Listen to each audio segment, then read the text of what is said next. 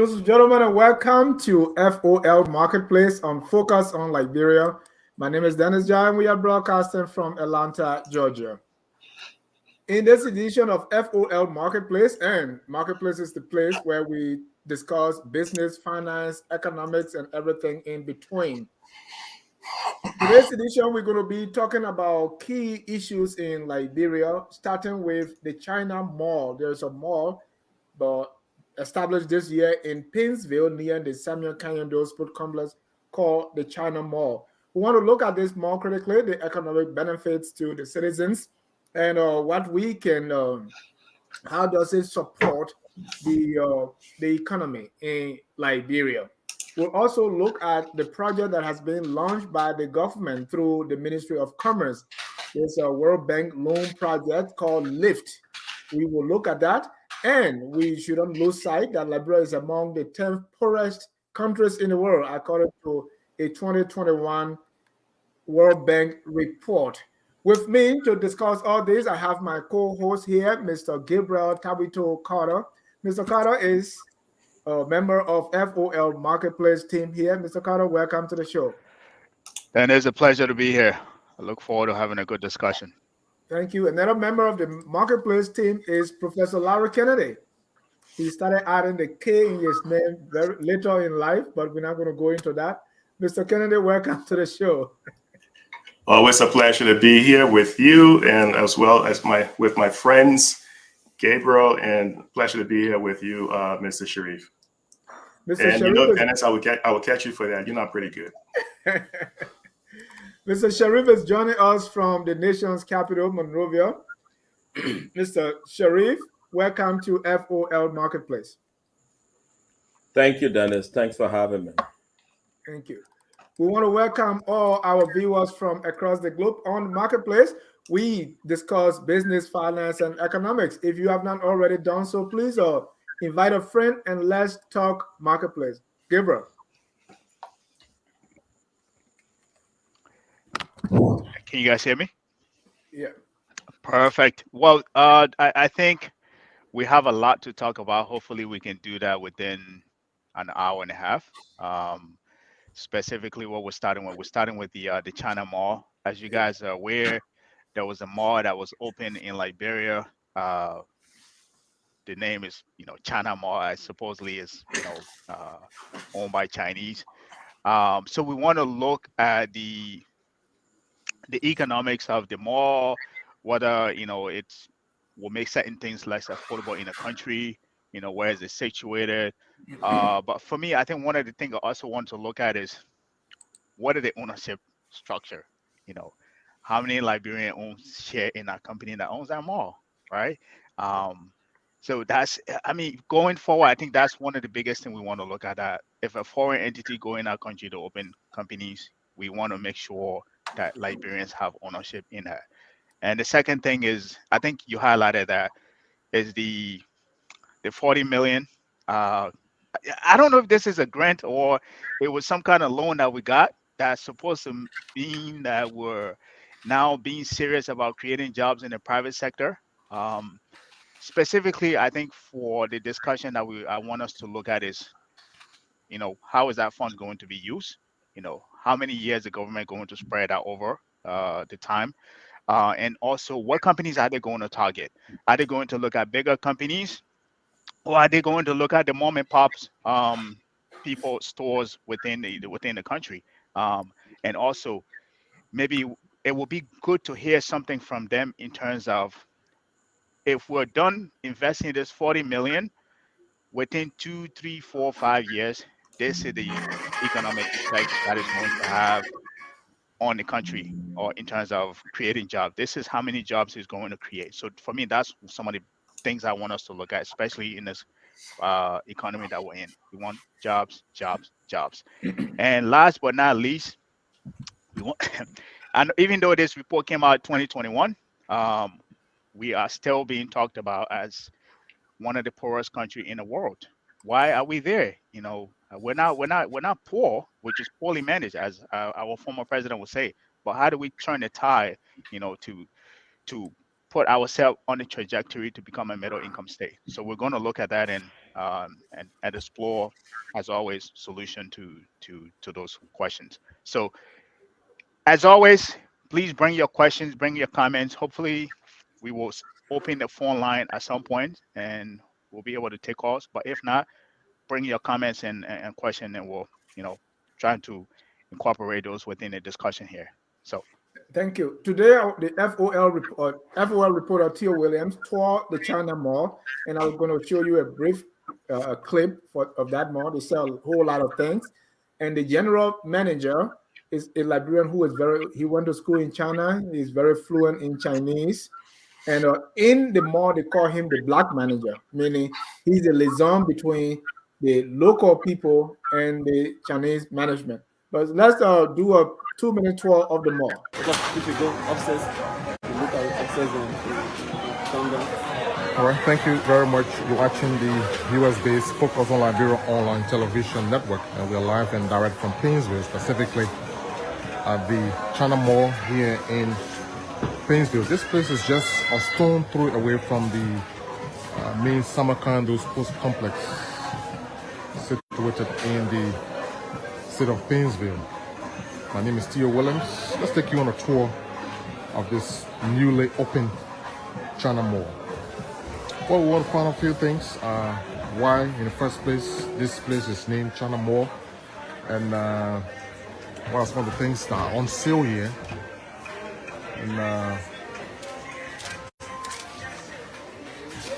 the last time I checked, some African countries have China Mall. We want to know whether it's the same investment that is in Liberia. So these are things we want to find out basically, and just tour you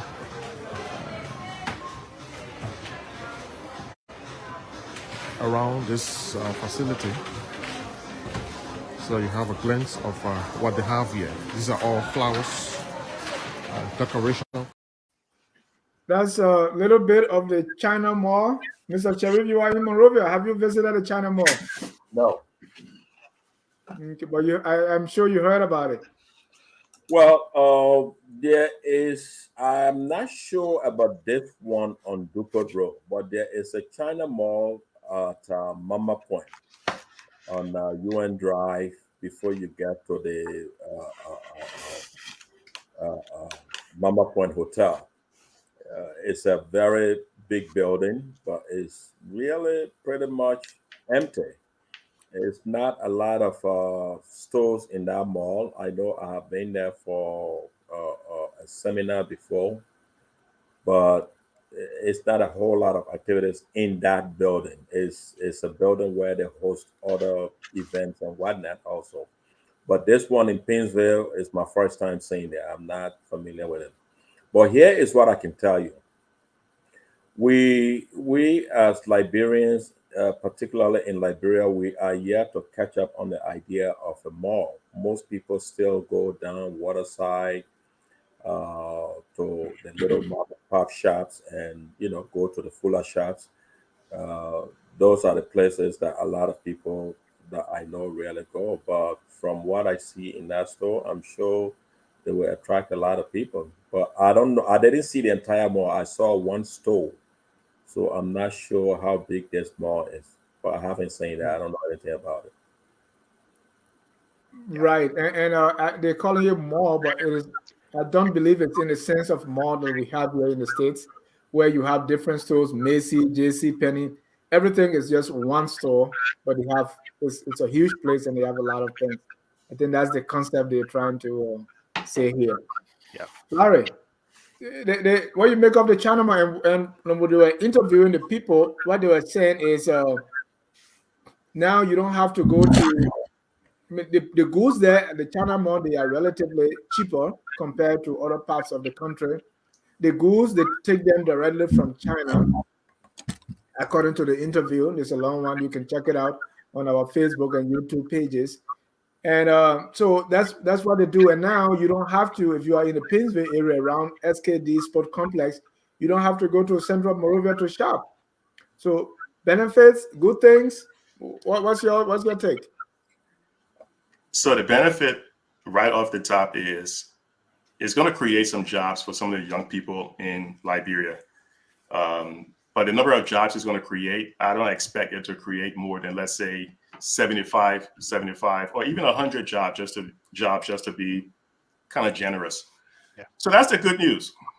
You're going to create some jobs for a lot of the young people in that country, and we know that roughly, I think it's almost about 70 to 75% of the population is between the ages of 15 to about 65. So whenever you have the opportunity to create jobs, that's a positive benefit. Another positive benefit is it creates an opportunity for the government to also collect some revenue, collecting taxes, revenue from goods being sold. That is positive. So you can't deny some of the positive benefits. But to answer the second part of your question, is there some negative benefit to having a mall? Well, first of all, when you have over 50% of the population poor, you're not going to have a whole lot of people going to the mall because a lot of people are just trying to find, 1 square meal. So people don't have that sort of disposable discretionary income to use that to go do some kind of a shopping. The second major thing that's going to impact with this mall, and this is something for people to pay attention to, it's going to lead to even a deeper trade deficit between China and Liberia. A lot of countries have trade deficits with China. The United States have a huge trade deficit with China, but the US is able to balance that out because they're able to export technology. What you're going to see happening in Liberia is if you have a small business person who is probably making furniture based on the video, and let me say hi to Brother Tio for the video. He did great work, Tio. You see the mall is importing a lot of furniture and stuff in there. So if you have a small business in Liberia that is making furniture, there's no way they're going to compete with furniture being imported from China in terms of price. So you're going to end up seeing that small business person put out of work. You're also going to see people who are making slippers, if they're selling slippers or any kind of a toy or anything, they're too going to be put out of work. So you're going to end up with a trade deficit that's going to also lead to higher unemployment in the country. So overall, you're going to have a trade deficit. You're going to have increased unemployment. So even though you're bringing in 75 to maybe 100 jobs, the negative impact of that will be far greater. Liberia cannot sustain that kind of thing. The mall is great, but in order to make that more sustainable, you need on the other side to be able to boost economic development and make sure that your people are not put out of business. Yeah. So take a look at the positive, take a look at the negatives and see which one outweigh the other. And then you'll come to realize that only a small segment of the elite class will be able to go in that mall and shop. And I think unless the economy turns around, you're going to end up with a larger trade deficit with China. That's brilliant. Yeah, I was not thinking about it that way. And really, we're calling it a mall, but look at it like a store like JCPenney or Sears or something like that. Yeah. It's really not the mall in the sense of a mall. Gabriel, what's your take? Yeah, I mean, first of all, I think you made the correction, and that's the mistake we made as well. It is a superstore, like you have Walmart superstore. It's a superstore, it's not a mall. And I think because we're not used to that, so the moment they open a mega store like that, we say it's a mall because it has everything in it. But it's actually a superstore, like a Walmart superstore. To just want to add to what Larry was saying in terms of, so I compare it to a superstore, which it is, right? You want to look at it the way we have Walmarts in America here. Whenever there's a Walmart moving into a community, like Larry pointed out, the smaller store, the mom and pop stores in that place, they get put out of business, right? Have we looked at that? Have we thought about that before allowing that, mega of a store to be open in that area, right? The second thing is, I think Larry also talked about that is, did we incorporate the Liberians getting jobs? How many percentage of Liberian people have jobs within our company? And one of the things I want to talk about is what are the ownership structure? Yes, I think at the beginning of the video, I think at the beginning of the video, you talked about there's a black manager that is there who is actually the connect between the blacks, the Liberian people, and the Chinese people. But besides him, how many other people, Liberian, working in a store, right?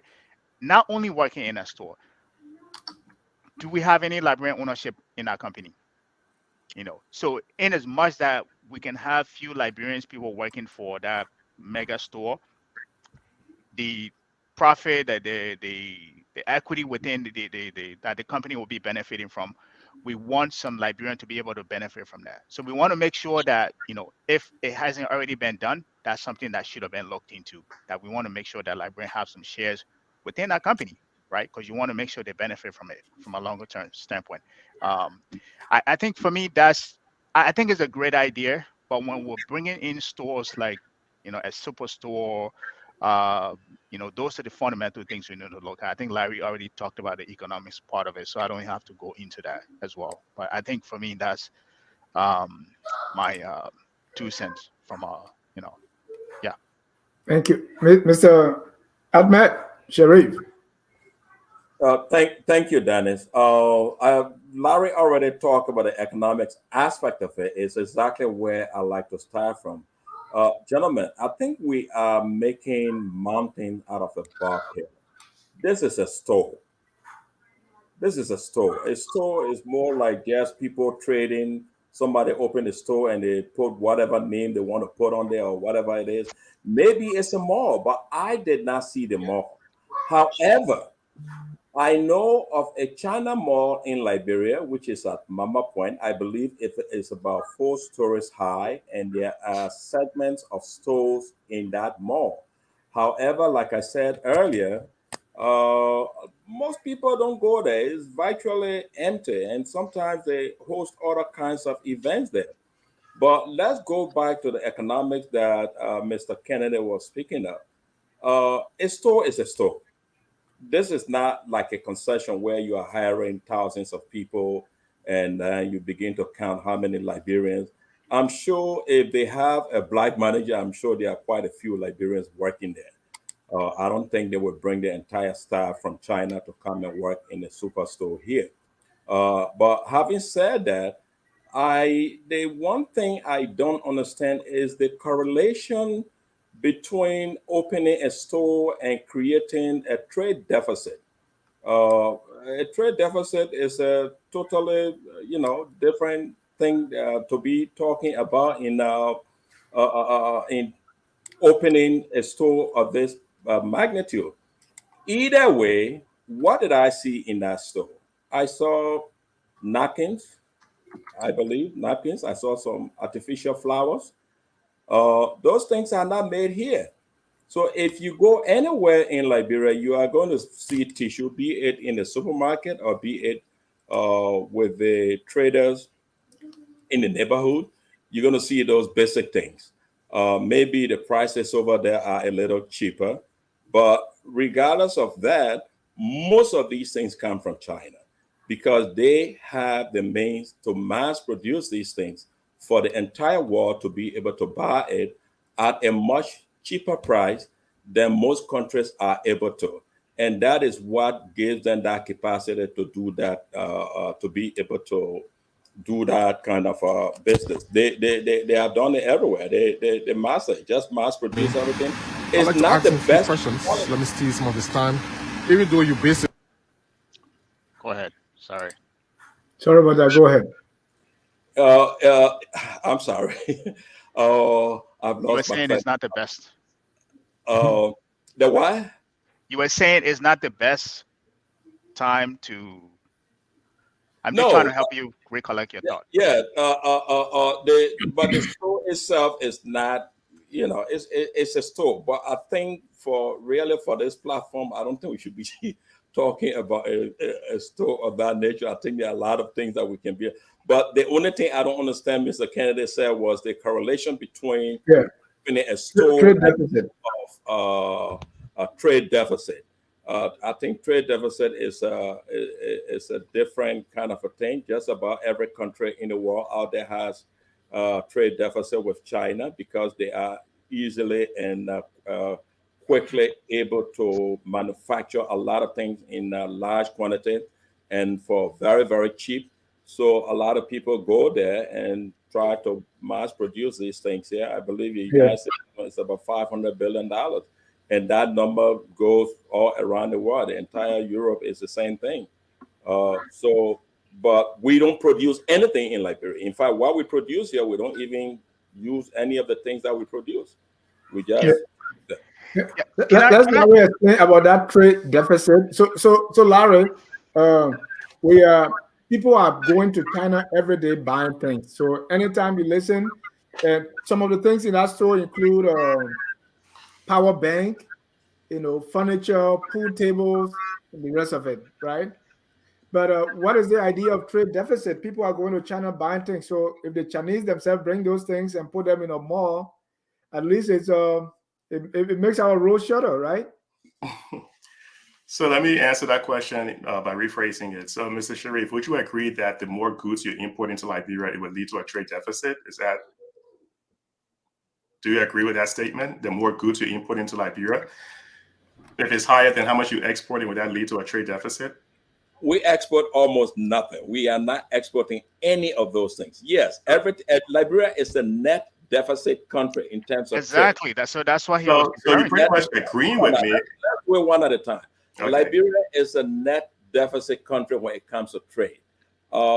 Maybe there are other things, but if you really compare our exports to other countries, there is nothing that we export to any country that we are receiving or we are exporting to them more than what we are, except maybe if we are exporting iron ore to a certain country and maybe we are importing lead from those countries.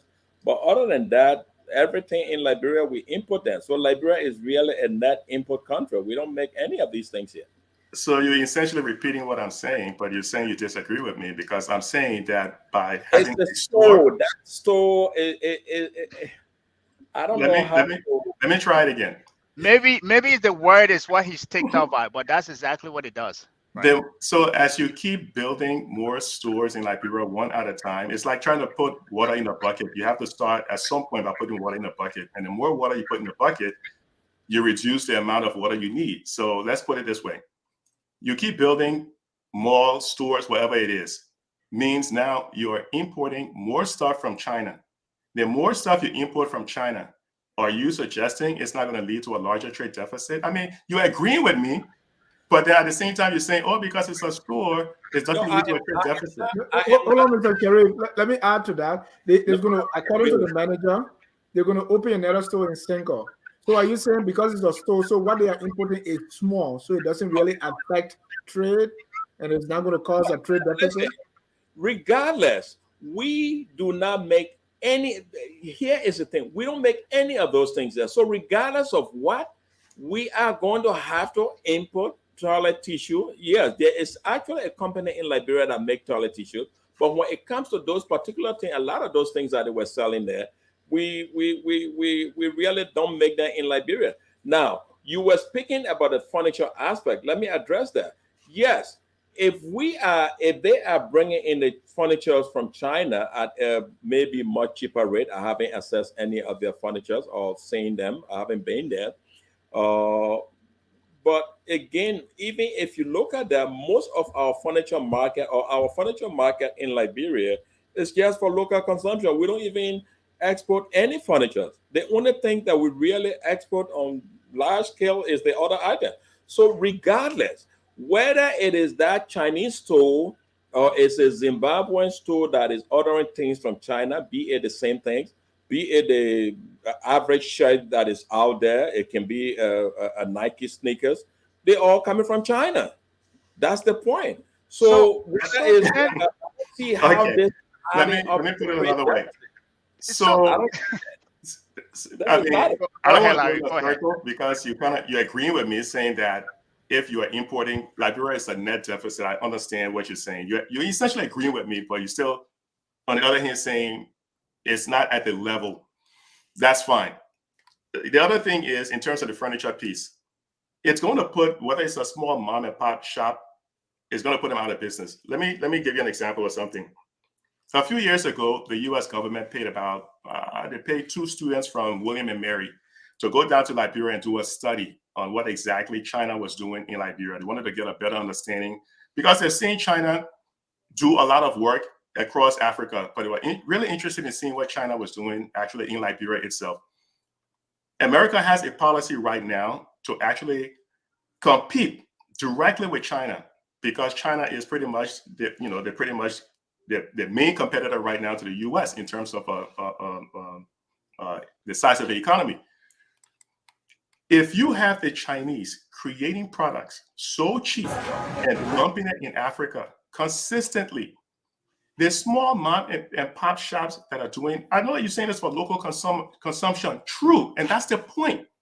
That local consumption now, the money, rather than stay in the local economy, it's going to leave the country. Gabriel just touched on that.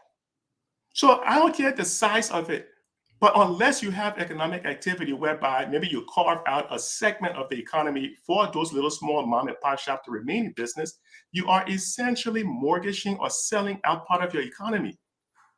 Look, for people who don't understand what a trade deficit is, trade deficit is nothing more than the amount of goods and services that is coming into your country. If it's far greater than the goods and services you are exporting, you are in fact going to end up with a deficit. True, a lot of countries do have deficits with China for several reasons, because China devalued their currency to make things a whole lot cheaper. They pay a whole lot less for labor. Labor, one of the key ingredients you need in order to for economic growth. So because of that, it's very difficult to compete with China. But African countries are falling into this hole where they are pretty much allowing China to dump goods and services very cheap in Africa. The World Trade Organization have sanctioned China because of that, but China still continue to do it. So look, granted, it's going to create a handful of jobs, but bear in mind, one store after another store after another store is going to widen the trade deficit. I know you try to minimize the impact of what I said, but honestly, it's going to have a net negative impact on the Liberian economy, on Liberians as a whole. So I don't want to go in circle with this, but I just wanted to mention that and then pass it over to you, Dennis, so you can move on.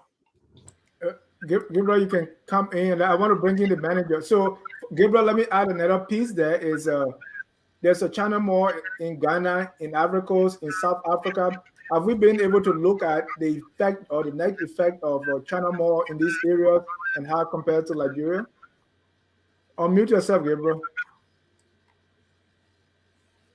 That is exactly the example that I wanted to give. Recently, I read your mind. Can you hear me? Yeah. Okay. So that is exactly an example that I wanted to give. Recently in Kenya, right? The people march. Just exactly what Larry was saying. There was a march up to the building capital, right? To the local city hall, because of the dumping that was happening in our country. That is happening in our country, right? Because it is, put it this way, let me give you, I like speaking with examples. Right now, if you go in your local neighborhood, it won't take too long until you meet an Amazon warehouse, right? It won't take too far before you meet an Amazon warehouse. If you order something, it becomes easy to get. Do you know what is that? Do you know what that is doing? It is putting a lot of people out of business, to the point, in order for you to stay in business, you have to go online. That is essentially what is going to happen in Liberia. Now, does that mean that we're not going to benefit from that? Of course we're going to. It create convenience. If like that store, that mega store you see, you can go in there instead of going to Waterside and going from different place to different place. You can go in there and buy everything in one place. But essentially, it goes back to exactly what Larry was saying, right? 1, 2, it essentially is going to put a lot of people out of business. 3, is going to create, like Larry said, a trade deficit. But for me, I don't mind those stores coming in. I don't care how many they want to bring in. Just create a structure that Liberian people can have equity in them. So whatever money that is being generated, whatever profit that is being generated, they have a bit of equity. They have equity in those stores. Like, you have to structure it that way, or else I think Larry said everything that I needed to say. The profit, you make the profit, it will leave that country, and we just become an extraction zone, exactly how the mining industry has become. In this case, we put that same extraction point to the service industry now. So we're still taking more money being taken out of our country. So before you come in, admin, so what can we do about that? But let's listen to the general manager. you, or a few things from you, if you will. I'm told this place was open to the public on February 23. Am I correct? Yes, sir. And since you opened, how has it been? I see people trooping in and out. Yeah, things are business have been fine. We see a lot of people are impressed with the business, the prices of things, everything okay. Can we say the prices here are far more reasonable than other stores and shops We have around Monrovia? We have the best, the most affordable price you can find anywhere in Liberia right now. That's the general manager is called there the black manager, and I didn't like that term, so I asked you to call him and explain what really that meant. And he said, "Well, that is a general manager, but in other stores, that's how they call the Liberians that are managing, and when those stores are owned by." So, I wanted to hear more now. So, what do we do about it? But Sheriff, you can come in first. Uh, If Gabriel, what you said, what Larry is saying, so what do we do? Because we are here, Liberians, we are not opening mega stores in Monrovia. The Chinese are going in. We have the Lebanese, we have other nationals, the Asians doing these things. And so, what's the solution? What do we do? But I'm gonna come in and then we conclude on that. Okay, and I think when you articulate the fact that these businesses may throw the local businesses out of business, I think that's a very valid point. Yes, I agree with that 100%. Now, even in the great United States, when Walmart opened or attempted or tried to open in certain locations, a lot of the smaller stores there will protest and do everything to ensure that Walmart doesn't come to their neighborhood. Thank And you. I please let me go. Go ahead. I have firsthand experience with that because I myself I was a national rep for a certain product in the United States, and I know exactly what that is. Uh, but in this particular case in Liberia, when these people open a store of this nature in Liberia, uh, either way, all of these things that they are selling in there, I could not really recognize a lot of those things, to be honest with you. I'm not into a lot of those Chinese products anyway. But people are going to go there because they are cheaper, they are affordable, and they probably can't find them anywhere else. But if there are other people, other Liberians who are selling these things here, most likely people will go to those stores. That is a very valid point. But when we jump into trade deficit, I think that is a whole different area to bring into. This is a micro issue, and then we are trying to bring it into a macro, phenomena. I think that is really where I am drawing the line.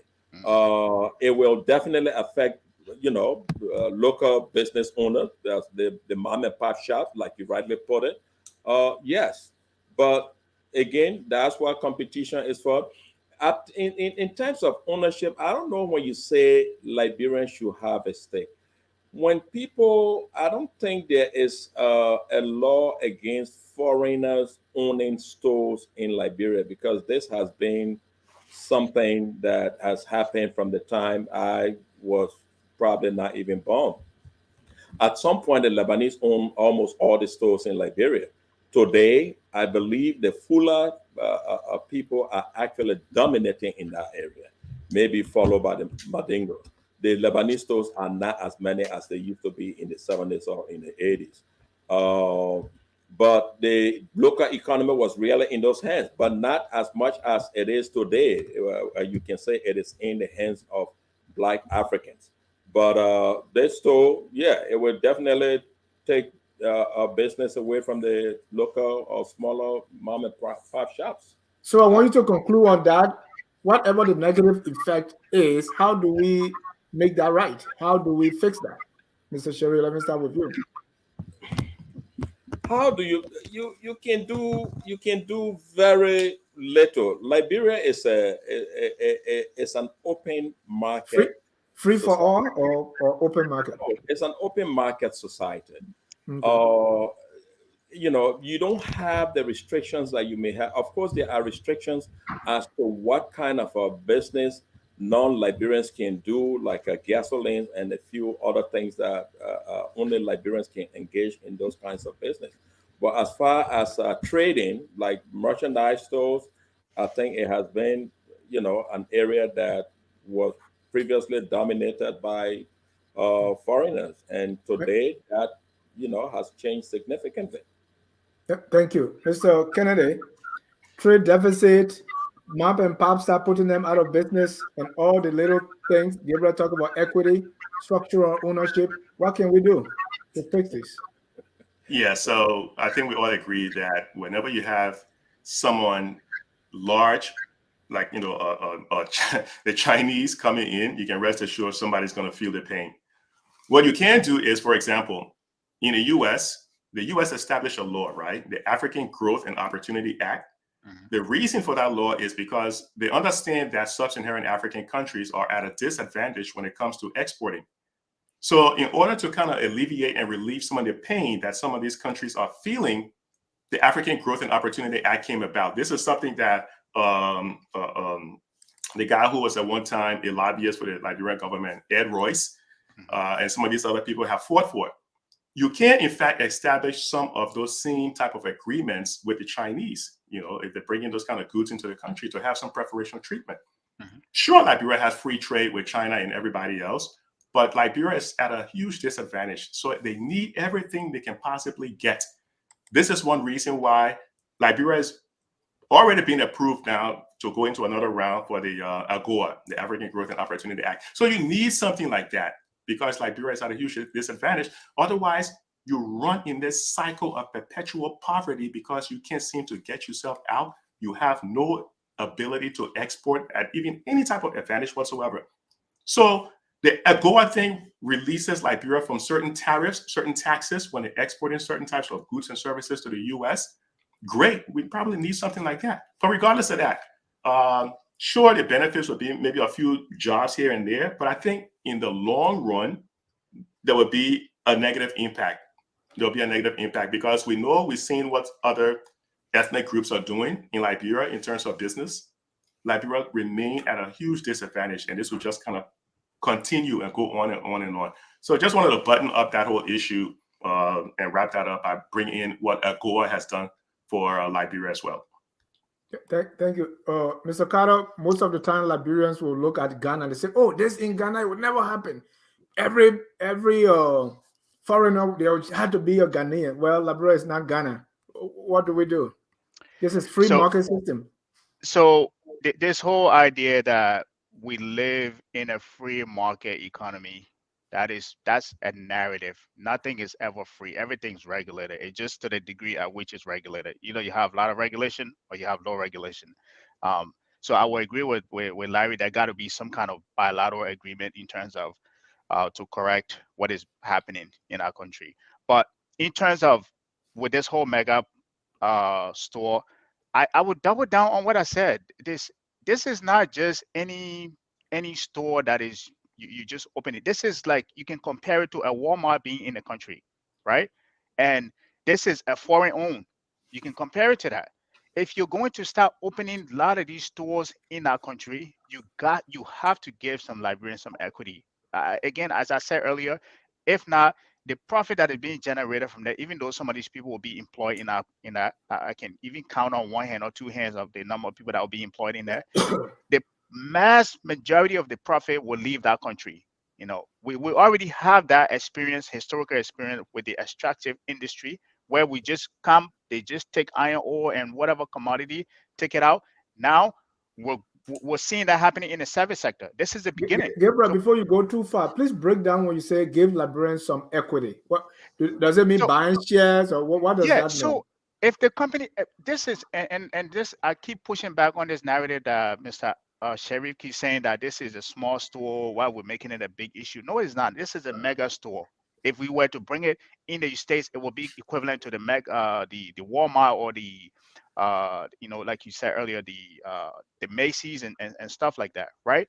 So to this, when I mean equity, what I mean is even if the company give out maybe 20% or 30% to Liberian owned people that want to invest, to give some of them equity in that. So whatever profit they make, the net profit, they're able to benefit from that. Or else we I think Larry said that we repeat this cycle where we allow foreign entities to come in, and we think that they're just small entities that are coming in, but in essence they're taking profit from the country and extracting it from the country. It will keep us in this poverty. One of the topics we want to talk about is why we're still poor. It will continue being in our top 10 of why we're poor. We need ownership in Liberia. And I will say this before I land.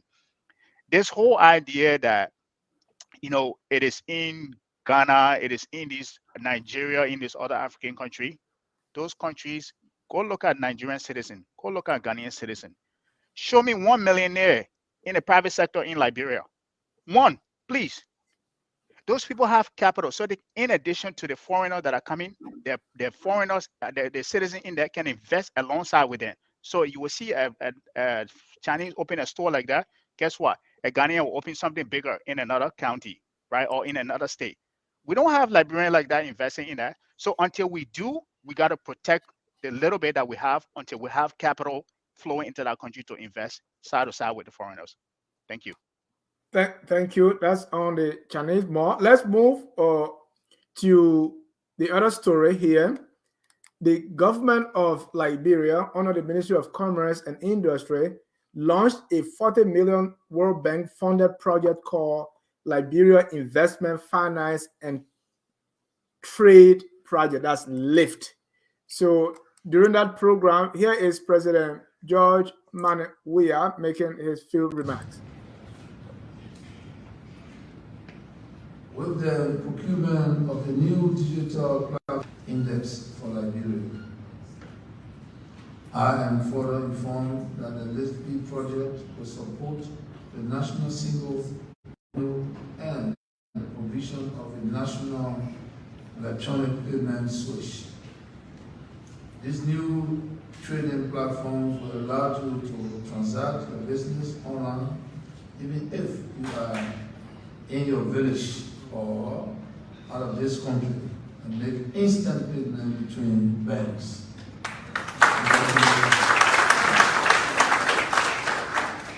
Distinguished ladies and gentlemen, one project, and I trust that its success will inspire the World Bank to commit more resources in support. That's the LIFT project. I'd like to start with you, Mr. Sherry. You are on the ground. Do you know a little more about this project and this World Bank loan project of $40 million? The program was colorful. A lot of people were there, local businesses. Can you provide a little more of, if you know a little more than we read in the news? Can you hear me? Yes, sir. All right. I don't know a lot about the LIFT project, but here is what I know. I believe the project aims to improve investment climate in Liberia, expand the sustainable access to finance.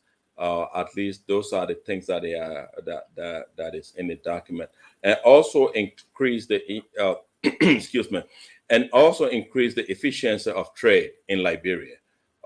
Pretty much. But this is more of a project that has like 4 different components. One of the components is investment, another one is trade, the other one is access to finance, and there will also be a monitoring and evaluation aspect of the program. Under the complementary component, which would be the investment, climate, and trade, there will also be access to markets and finance. Now, the digital financing that they are talking about, that's something that a lot of that has become popularized in Liberia today. For example, what you call mobile money. I remember back in the days, a few years ago, it could have been maybe 5-6 years ago when I first heard about mobile money in East Africa. Today, mobile money is actually a very big thing in Liberia, whereas you could actually go to your bank account. If you don't want to go to the bank, you can go to your bank account and transfer money to your mobile money account and go to any corner and withdraw that money. Of course, it comes with a very minimal fee.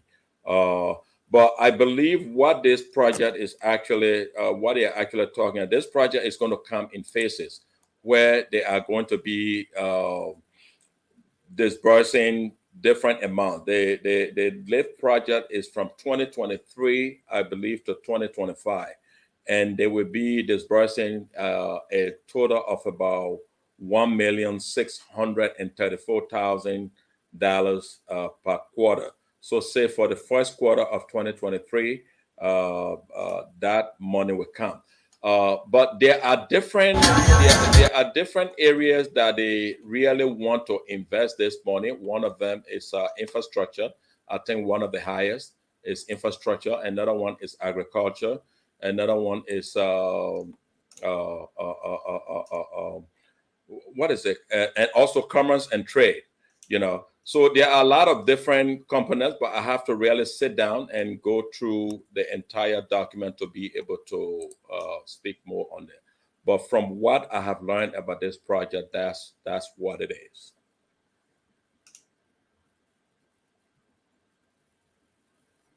And Mr. Sherry, this is a loan, right? It's money that we have to pay back. Oh yeah, there is no no free lunch.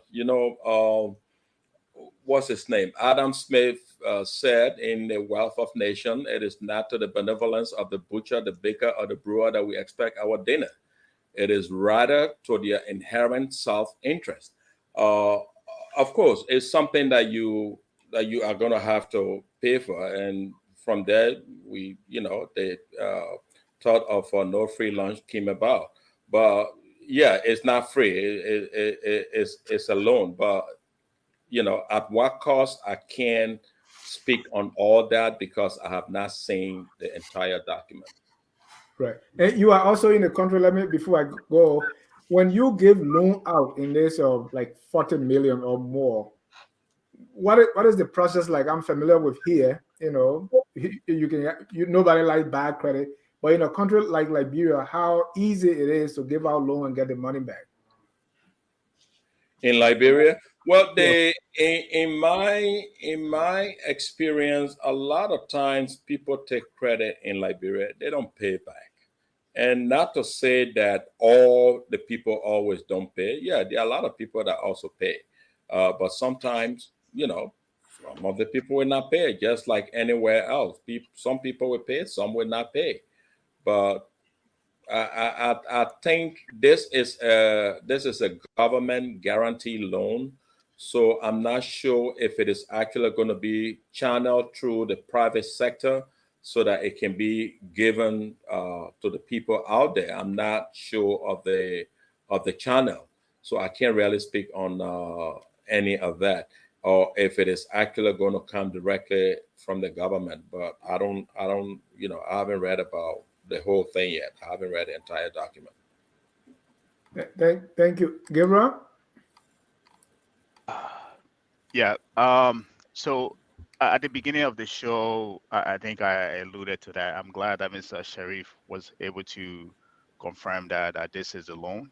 Initially, I thought it was a combination of the two, loan and grant, but I'm glad you're able to confirm that.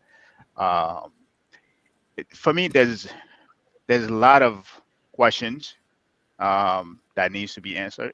Answer in the sense that there's a lot of questions that the government needs to answer in terms of, if this is a loan, right?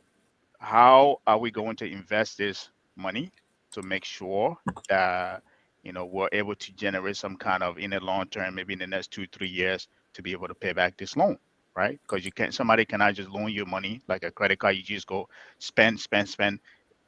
Eventually, you have to pay back. So you got to think. You laugh, but that's true. You have to think about how you're going to invest this money to pay back, right? Um, for me, I think on the grand scheme of thing, I think this is another uh, you know debt burden that we've already accumulating on the supposedly massive debt load that we have. I think currently it stands at $2 billion. So I agree. Even though it's government supported, it's government guaranteed, the biggest thing that I think the government should look at is the structure. What are the interest rate that we're getting on it? How important, most important, how we're going to invest. Uh, what type of company are we going to target? Are we going to look at, again, as I said, mom and pop stores, or are we going to look at medium-sized company to say if we invest in these medium-sized company, there's a high chance these companies are able to grow, scale, and we'll be able to get back the return on investment that we're looking for to be able to pay that. And another thing that you mentioned that we need to think about, how do you channel that money out? It comes in the government coffers. Do you go through the banks, or do you create a quasi government guarantee entity that is going to put this money out? Again, the reason why I think we should look at these things, we have a history of going against the unorthodox route of how things supposed to be done, and in the end we end up floundering money, losing money. Case in point, the Minister of Finance, when he was infusing the $25 million into the economy, right? So how is that money going to be infused into the economy? Are we using banks? Are we setting up a quasi government entity that's going to do that? And what companies are we going to invest in? And what returns are we looking to get on the investment? How many jobs do we want to create? So there's a lot of questions that need to be answered here. So in addition to the celebration, we also need to look at the details, the meats and bounds of that agreement and how we're going to disperse it. Thank you. Okay, I'll let Adme come in before Larry. Adme, if you have any other thing to add before I go to Larry. What I wanted to say and about what Mr. Carter is saying, it's a loan, and yes, it has to be structured in a way to ensure that people are going to pay. But when the loan is intended to actually create investment opportunities for people in Liberia. Now, if you look at what this actually includes, they are investing in so many different sectors of the economy. They are looking at the infrastructure. They are looking at the health sector, the education, and so on and so forth. So it's not just we have to really see the entire document. Then we will maybe get to appreciate it. Now, as I told you earlier, there is a fourth component to this project, which would be the monitoring evaluation phase of it. And then you also have the contingency emergency response component, which is under that other component. So I think we have to really look at the whole document. Then maybe that would give us a better understanding than to just sit down. We need to answer questions, and regardless, loans are taken for different purposes by countries, be it who, it happens. And this is just one of those. But this one is specifically gearing towards investment, that people can go and invest in different areas. I think everybody here should be clapping, right now. So the fact that these kinds of things are happening in Liberia. We should be clapping. You should be Anyway, clapping. I'll let Larry. Larry, why aren't you clapping?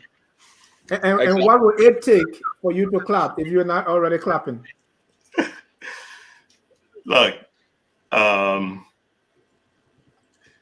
the World Bank needs to be dissolved. You either dissolve the World Bank or restructure them. After selling World Bank bonds for over 25 years on Wall Street, I can tell you a lot of folks don't really understand what the World Bank is doing. A lot of countries get involved. I don't know if when you mentioned this thing about this money, I wanted to kind of pull some data because it's always good to look at the actual data when you're discussing some of these issues. So I pulled the data. I built a data analytic dashboard connected directly to the World Bank's website to see what the World Bank has done over the years in Liberia. And this has nothing to do with this government per se. It has to do with all of the governments since before we are. So I'm hoping I can share a screen with your audience. Yeah, go ahead.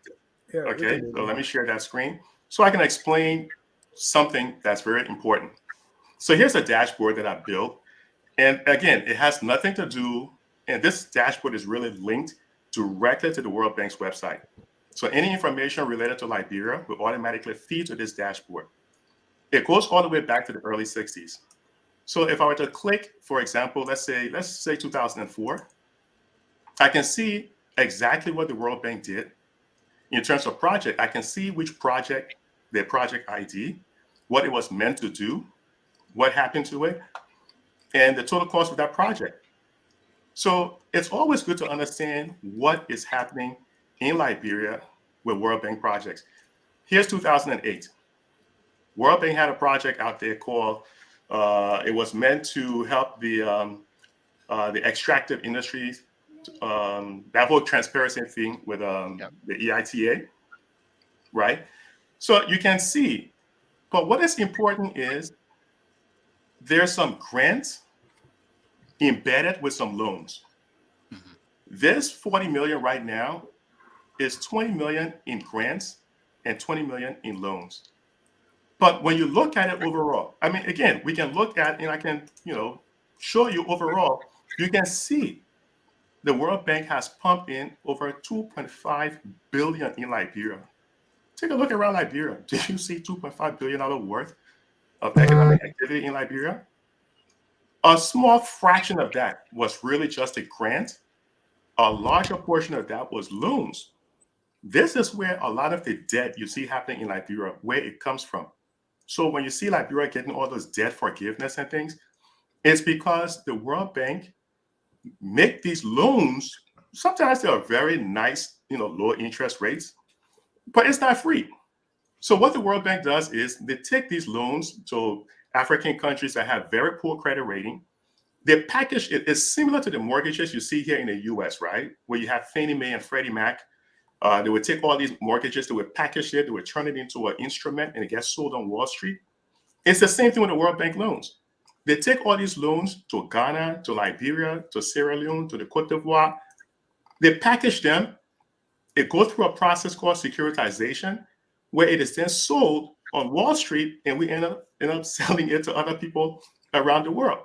So the World Bank is making money off the backs of a lot of these poor countries. Yeah. The World Bank initially didn't come out to do this sort of thing, right? The initial thing of the World Bank was to deal with balance of payments issue, to kind of the whole thing with the gold. It was, I think, around 1971 or so that Richard Nixon put an end to that. And then the World Bank kind of changed itself from dealing with that to the International Bank for Reconstruction and Development, IBERD, we call it on the street, right?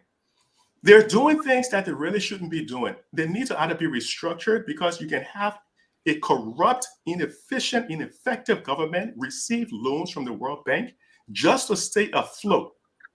So when you're giving a government that, since the dawn of time, since 2018, this government has been completely ineffective, and you continue to give them loans, you're in essence putting the country into deeper debt, because nothing is going to come from it. When I made a statement one time that you cannot grow an economy without developing a financial sector, the esteemed Minister of Finance thought I was crazy. Show me an evidence where you have grown a country without developing the financial sector. It's not going to happen. The loan has a good idea behind the loan. The problem is the execution is where it's going to die. It's always going to die on the execution table, right? The ability to execute this mandate, they're not going to succeed. Because there's not by accident what Gabriel just mentioned, that you have over 20-something% of the loans from LBDI considered, or within the country as a whole, considered non-performing loans. Because people just don't pay. We don't have the mechanism to reduce the risk. Look, listen, it's a good idea, but it's going to be a bad execution, and it's not going to be successful, because I haven't seen an evidence. I did my entire 3-year doctoral dissertation studying World Bank loans in Liberia. I'm telling you this thing because I've actually done the homework. This thing has never worked. When Paul Krugman, an economist, even Damisa Moya, the economist from Goldman Sachs, all of these people have said a lot of the loans from the World Bank, they're bad. They just do not succeed. A couple of countries, they didn't take World Bank loan, and look at them today. Hong Kong, done extremely well. Singapore, done extremely well. Liechtenstein, done extremely well. So This Laura, whole business with the World Bank, it's not going to go anywhere. And to see Liberians out there celebrating, it tells me they don't understand what exactly is going on. The only people who are going to make money from this is going to be Wall Street. And that's how it's always been. That's how it will always be until people in Africa get smart and wise up to what the World Bank is doing in their countries. And Laura, before I let you land there, is we're not going to succeed with dissolving the World Bank tomorrow, right? Oh, that's not going to happen. That's not going to happen. There's too much money involved in it. Right. It's a radical statement, but it's just way too much involved in it. So I want to see what we can do now. But my question here is, well, what I'm used to, I'm not an economist. What I'm used to is before someone gives you a loan, they look at your credit rating, they look at what you've done with other loans, and so on and so forth. What is driving World Bank to give loan to Liberia if Liberia credit rating or all the other financial stuff is not in the right place? You said the economy has been so bad. So one of the things they're saying is, hey, we are trying, we're doing well. That's why World Bank is looking at us and giving us these things. So if you're telling me that let's dissolve World Bank, it's not going to happen, what can we do with this one? So let me answer it real quick. Science, right? Let me answer it real quick. So what you're saying is true in terms of the credit rating, but usually on sovereign debt that countries that borrow money from the capital markets, sovereign debt, their credit rating is based on something that is set up by Moody's. There's a company out here called Moody's Analytical Services, Fitch, Investor Services, and Standard & Poor's, right? These guys give credit ratings for countries. Ghana credit rating was doing extremely well until it ran into this financial crisis they're in right now. Poor countries that do not have credit ratings, and out of the ECOWAS country, Liberia is one of those countries. There's a bunch of them. Liberia is one of those countries that do not have any credit rating. Because they're a member of the World Bank, they're I don't want to say entitled, I want to say eligible, but it's more like an entitlement to receiving loans. So what they do is they will put you in a program. They will but what is the incentive of the World Bank and those things? Well, the World Bank makes a profit from it. That's the incentive, because last year they in fact raised, I think it was the year before, they sold almost $4 billion in sovereign debt to Wall Street. The World Bank make a killing from this stuff. That's the incentive. Dennis, it's like payday loan in America. Yep. People don't have good credit, but they're still eligible for a payday loan. The World Bank knows Liberia at some point have to make this payment because Liberia have the resources. So they're willing to make this kind of loan. It's, I mean, just the money, the incentives, the interest rate is kind of low, but the World Bank still makes money from it. No matter what you do, they still make money. What can you do now? You can't do anything. There is nothing. The only thing you can do is if you had a government that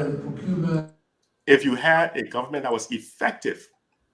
And yes, the silly thing, back in 1966, the World Bank actually made a small loan to Liberia to help build capacity. This was after Crowler wrote that paper saying growth without development. The World Bank gave them money for capacity. Today, the World Bank is still giving Liberia money to build capacity. So you can see, it does not work. Right. It does not work. Let's Gabriel come in. I want to play something from the president at the end. Well, Gabriel, go ahead. No, I mean, I think everything Larry said is true. To answer your question in terms of how World Bank makes money, it's if you look at, as I said, I like to speak with example, Sri Lanka. So Sri Lanka right now is in a mess. If you look at the underlying thing that got Sri Lanka to be in this mess, is because the same World Banks and the IMF, they were giving loans to a microfinance lender that were exploiting people. So instead, those microfinance institutions were taking people's lands and property that they were pledging, right? Now, the problem here is that somebody in our country raised, just as Larry is doing, somebody in our country raised the same concern that these loans, the World Bank and the IMF are aware of these loans, that they're predatory, that this company that they're giving this money to carry out those lending is a predatory, but they still did it, right? And in essence, they don't care, right? So let me give you a perfect example to expand on what Larry was saying. The mortgage that you have, the mortgage that Larry had, the mortgage that I have, different credit rating, right? We have different credit score. Yeah. What they would do, just this is exactly what the World Bank does. They would take those loans from different country, package them, and sell them to investors. So they put them in what we call tranches. So they will sell those people to buy it. So whether you have good credit rating, it doesn't matter, because your good credit rating will make up for my horrible credit, right? So they put that in there. They take it to the Moody's and Fitch or Standard and Poor. Those people grade it. They say this is a great security. We call it, at this point now, we call them security. To bring it to people like you who have money, you have billions of dollars sitting in your account, you don't know what to do with it. You're looking to invest it. You said this is a credit rating, a security that Moody, Standard, and Poor have put a good score on. So there's no way of this money that people ever default. So you buy it. So in essence, those poor countries like ours that is taking all these loans, they have the World Bank doesn't care. You know, in terms of what we can do as a country, maybe we haven't gotten to that point yet, but I just want to jump ahead. In terms of what we can do at that country, credit, borrowing money is not a bad thing. Borrowing money is not a bad thing, but borrowing money and knowing what to do with it, right? If I borrow $3 million from you at 3% or 4% interest, you best believe me, Dennis, I will invest that money that will make me at least 6%. So if I pay back your money with 3%, at least I have a 3% spread on the profit I can make. That's how you leverage credit.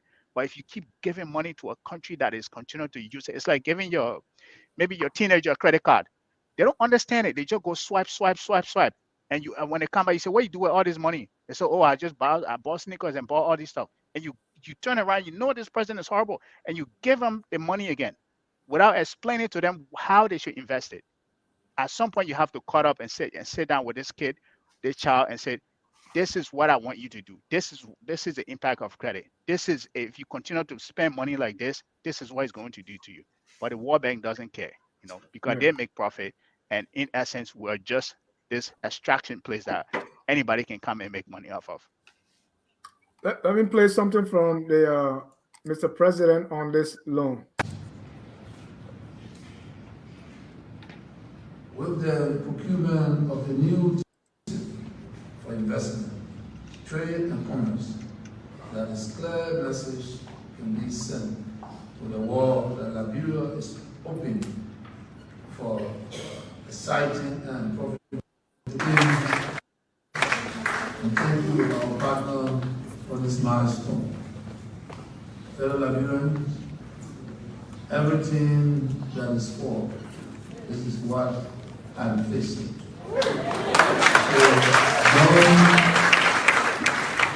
So don't mind them. I tell you. Everything that is poor, that's what I'm fixing. Don't mind them. Little political, right? Very. He doesn't know what he's saying. He's just saying stuff that somebody wrote for him. Because what he's saying is not true. He's not fixing anything.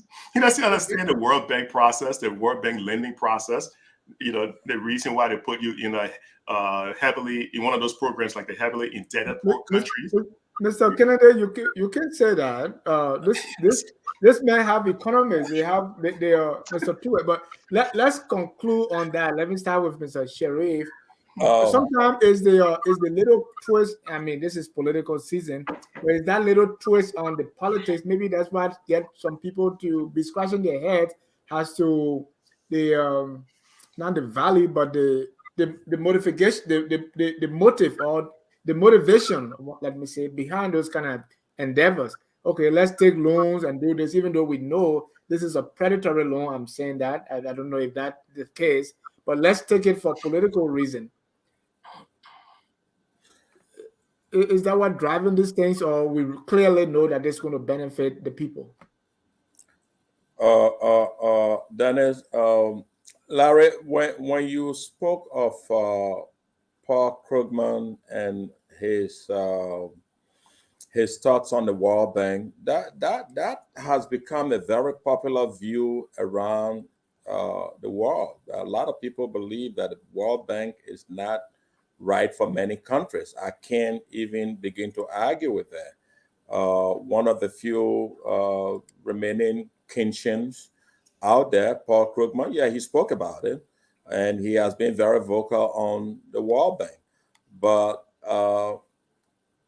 let's look at the Liberian case. There is a French economist, Thomas Piketty. If I remember, Thomas Piketty wrote a book about income inequality. I think that is really what the issue is around the world today. Whether it's a rich country or poor country, I think it's that income inequality that has created a lot of these problems everywhere, be it in Liberia or Siberia or whatever you want to call it. But looking at the loan, I think loan in any case is supposed to serve as a way to bring relief to a particular sector. And that is basically what it is. If Liberia was really doing so poorly, I don't think they will be getting these loans. I think we need to read some of the data that are really out there, what those World Bank reports are on Liberia, what the IMF is saying about Liberia, and how they have been able to meet these benchmarks. If you are reading those documents, and I believe you will get to see or understand why these monies are coming, because I don't think in 2023, which is an election year, if there was no confidence in this government, World Bank will, initiate a $40 million loan for Liberia. But the other issue of a World Bank being dissolved, good luck with that. But yeah, that's a very popular view out there. But I think this is a good thing for the Liberian people. There's an argument out there about taking loans or about having loan or being able to have the access to loan, whether it's a good thing or it's a bad thing for an individual or for an economy. That argument is out there. I'm sure you are quite familiar with that argument. But in this case, I think it's a really, really good thing for Liberia. I think a lot of people are going to benefit. Liberia's loan, has been an age-old thing, and that's the same thing, like every other country out there. There is a debt hanging on every country.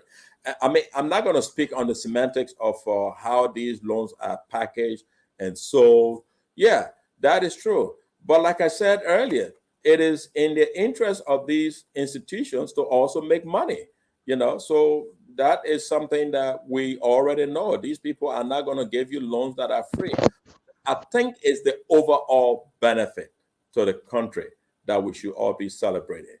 And thank you for clapping, Larry. Thank you. So if I may remember my Sunday school work, would it be correct to say for World Bank so loved Liberia that she gave her $40 million loan in election year, that whosoever benefit from this loan shall not perish but have, I want you to complete that, Larry. Everlasting debt. that would be a nice segue to the next, our last issue here, which is this whole idea of Liberia being the 10th poorest country in the world. Guess where it's coming from? World Bank. So I want us to look at this thing and see, maybe we can start this World Bank as, and let me put the link on the screen. This was 2021. Rate Liberia the 10th poorest country in the world. And if you look at other countries, let me see if I have some work here. It says The World Bank is able to rank the poorest country in the world using the GDP per capita based on purchasing power parity. You guys will explain that. It says soberly 19 out of 20 poorest countries are all located in Africa. The first non-African country on the list is Afghanistan, which is ranked the 15. And the richest countries are Luxembourg, Singapore, Ireland, Qatar, and Switzerland. And as I said before, the way they do this is using GDP per capita. Larry and the other team member will explain that. So that's what it is. And so when I look at the list and I put the link there for you to look at it, it's like Burundi is number 1 poorest. Next, the Central African Republic, DR Congo, South Sudan, Somalia, Niger, Mozambique, Liberia, Chad, Madagascar. Those are the top 10. Larry, what does it mean to be poor or the poorest country? What are they looking at? All right, so let me touch on something real fast, and I would jump on that. But to the last point my brother Ahmed Sharif made in terms of he doesn't believe that the World Bank would make loans to Liberia if they didn't think something positive for Liberia. I want to share something directly from the Ministry of Finance website. Before, and this is with the IMF, World Bank, they're all in that same league, right? Regardless of your credit situation, the IMF or the World Bank will still make a loan to you. Like Liberia, this is from 2020. The IMF approved, and here it says, approved $48 million disbursement to Liberia as a credit, the IMF. Simply because Liberia is also a member, and here's what happens. They put you in what is called the Extended Credit Facility Program. So everybody out there, regardless of your credit rating, you will be eligible for some level of credit, whether it's from the World Bank or from the IMF. So it doesn't have to do with how well. The only reason why you may not get a loan from the IMF or the World Bank, unless you are involved in some human rights abuses that is so atrocious that the rest of the world would kind of say, hey, we cannot make a loan to this person. But even China, for example, takes loan from the World Bank, which makes no sense. They have the second largest economy, but it makes absolutely no sense whatsoever. But here it is. In order to get some of these loans, the Ministry of Finance, and you can go to the World Bank and the IMF website, and you can see some of the letters that Twe have been writing. Twe writes one thing to the IMF, and he says something else in a public space. He tells the truth to the IMF and the World Bank in terms of how desperate Liberia is, how the economy is bad. And that's what the World Bank and the IMF looks at in order to give this loan to Liberia. Then he comes to the public space and he says, oh, the president is doing a great job because the world loved President We Are so much, they're giving him $40 million. So there are two sides to what Liberians are actually seeing. The reality in terms of what he's saying to the World Bank and IMF, and then you have the fiction, to lack of a better word, in terms of what he's saying in the public space. So that's something else. In terms of the poorness of Liberia, what you're seeing happen right now, from 2018 up until about 2020, for 36 consecutive months, Liberia's growth and economic growth usually would translate into job creation, because as your economy grows, people want to buy more stuff, people are making money. Overall, your income per capita, take everything that is produced in the country under Liberia's name, divided by the total number of people in the population, then you get your GDP per capita, right? But over the past 36 months, from 2018 all the way up to about 2020, the economy fell. We can't blame Ebola or we can't blame COVID, because at the same time, the economy in Sierra Leone and Guinea that was also afflicted by Ebola, those economies grew. So what was the main reason why Liberia's economy fell 36 months in a row? Why those other countries, and we can't blame Ebola because the other countries did extremely well. It's because the people at the driver's wheel, the people at the helm, the people taking the economy, it went in the wrong direction. It went in the wrong direction. That's why the UNDP, the World Bank, wrote that report, that under the pro-poor agenda, 2%, which will probably be over 100 and something thousand Liberians, became poorer under the pro-poor agenda. Under the pro-poor agenda for prosperity, the only people that became prosperous were the people in government. But everybody else got poorer. Over 100 and something thousand people got poorer because the economy tanked. That's what it is, you know. So to your point, why did people become poorer?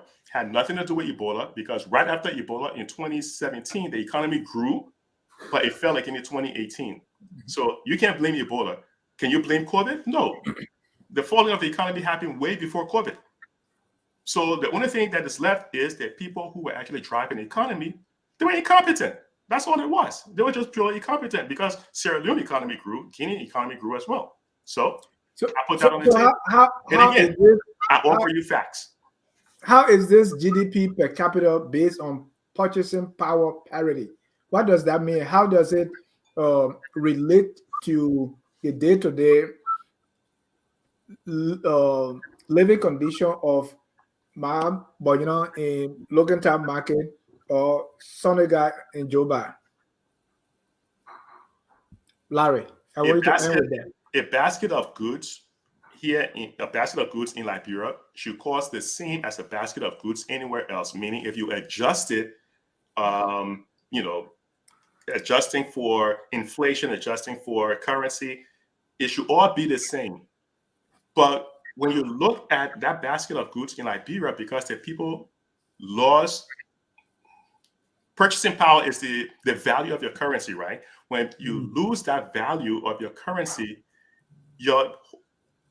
the amount of money that you're not taking to the market actually becomes a whole lot less. You cannot buy the same basket of goods today that you were buying, let's say, about a year ago.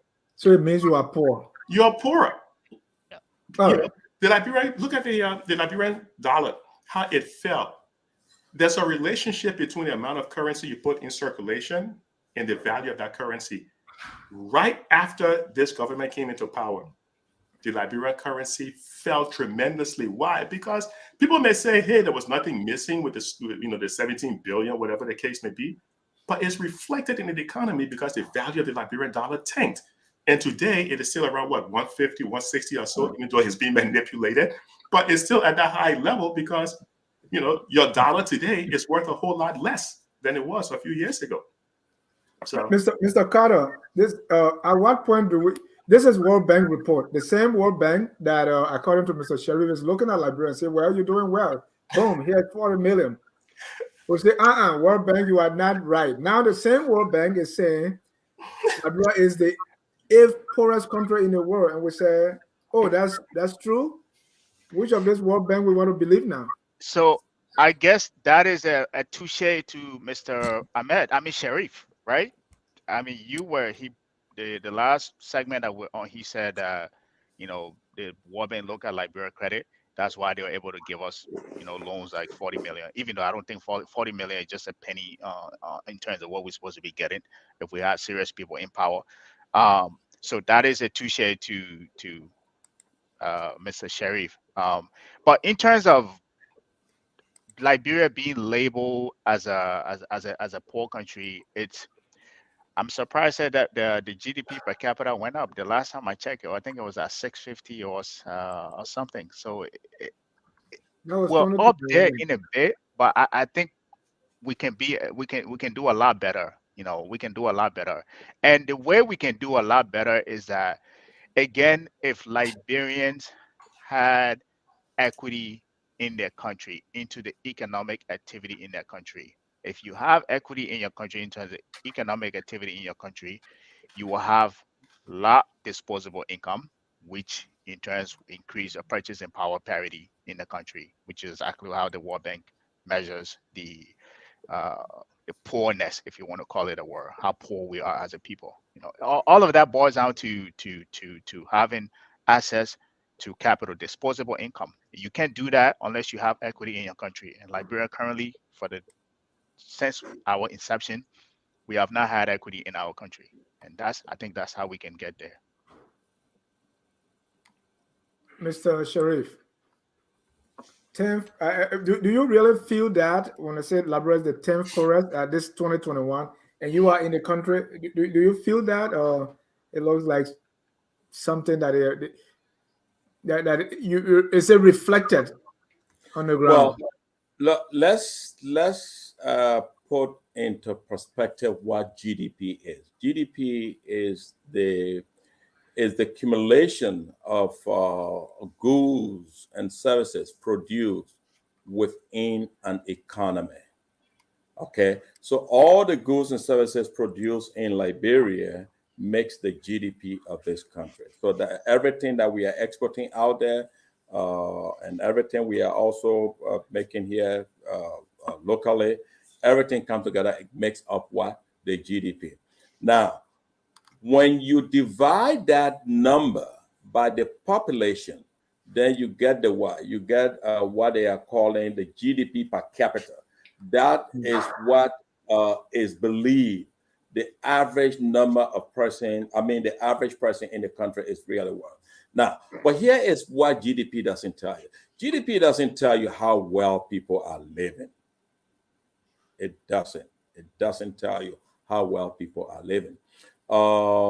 Yes, I don't think the number is not. I don't think the number is wrong, or I'm not arguing with the number. But if you look deep into the entire list there, you will see countries that you don't know are exporting anything are way up there compared to countries that you think are doing everything. For example, if you look at Nigeria, with all the being the largest oil exporter in the world, one of the largest oil exporters in the world, is at the bottom of that list. But what other industries do they have to actually support that? GDP, I don't know, but GDP is the GDP per capita is not really telling you. The average person in this country does not necessarily make $1,500 in the country per year, but that is just a number that economists put together that based on this is what this country is worth. Now, how does that relate to the average society?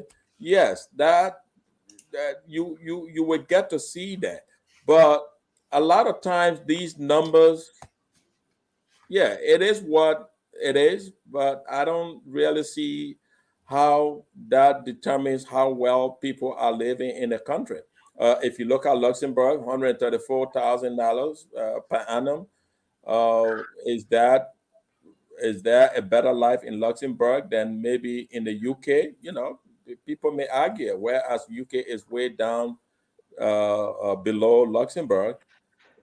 It depends on what you are really talking about, but it's really a difficult thing to measure. But that is how economists measure that particular thing. Yeah, I just want to add, I think I agree with you on that. I want to say that I agree with you on that. GDP You should in agree with terms me of on everything.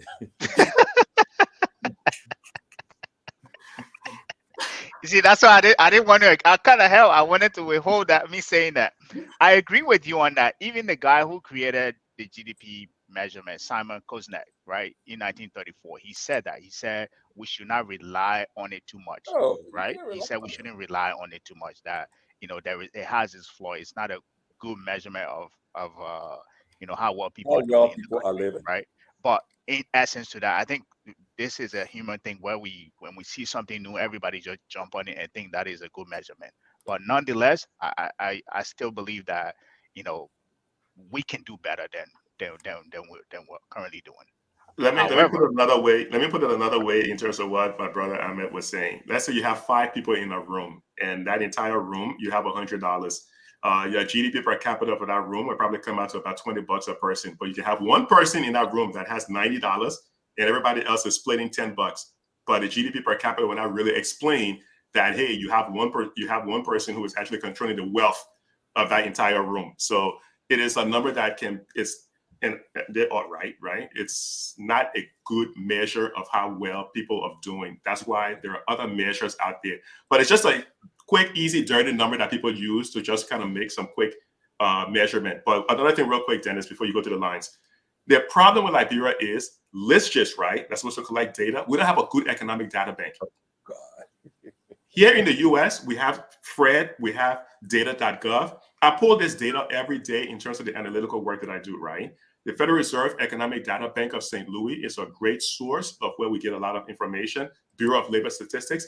Liberia, we don't have a good economic data bank. We never built one. So everything we're doing in there is all based on estimates.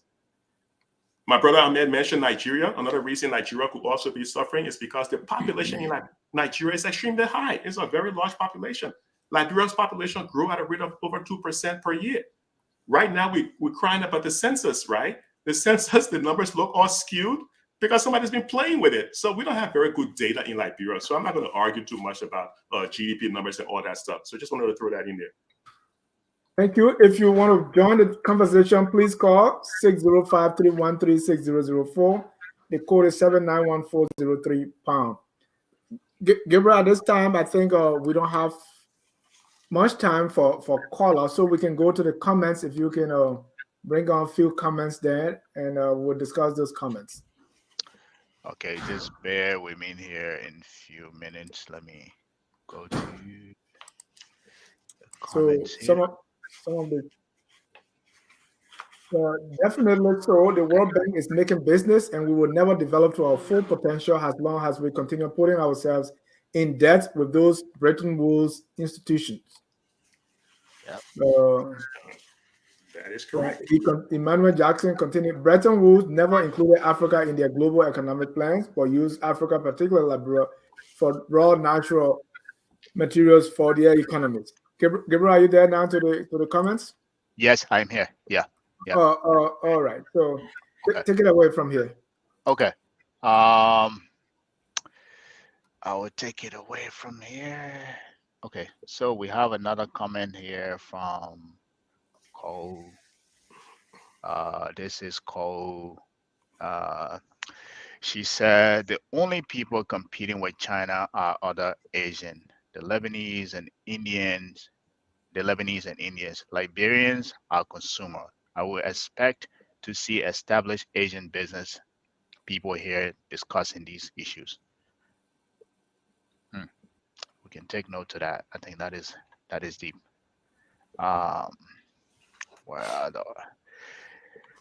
And we have Emmanuel again. He said Liberians don't have purchasing power parity to shopping in superstore. I think. So how do we want to do this? Do you guys want us to go through the comments, or do we want to make responses as we go through them? Because I don't think we will remember all the comments as we go through them. So what I would do, I'll read a comment and I will get your feedbacks on that. Sounds good? Mm-hmm. Okay. All right.